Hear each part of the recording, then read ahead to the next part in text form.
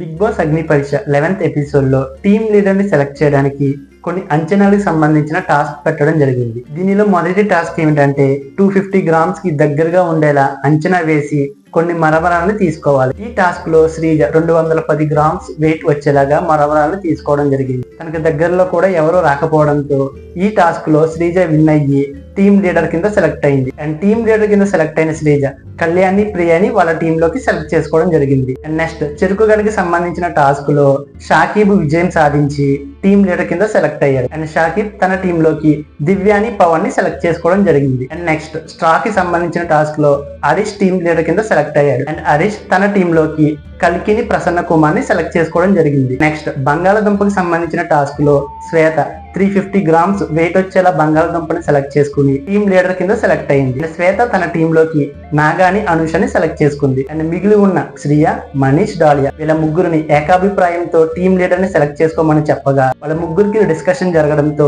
Sreemukhi and judges మిగిలిన 12 మందిని team leader ని సెలెక్ట్ చేయమని చెప్పారు. 12 మంది శ్రేయాని సెలెక్ట్ చేయడంతో వీళ్ళ ముగ్గురులో శ్రియ టీమ్ లీడర్ కింద సెలెక్ట్ అయింది. ఇక్కడ శ్రియ కొంచెం ఎమోషనల్ కూడా అయ్యింది. ఈ 5 టీమ్ లీడర్స్ కి ఒక టాస్క్ పెట్టడం జరిగింది. ఈ టాస్క్ ఏమిటంటే పెద్ద నెట్ బాక్స్ లో కలర్ఫుల్ బెలూన్స్ ఉండడం జరిగింది. ఈ బెలూన్స్ 4 స్టెప్లుగా ఉండడం జరిగింది.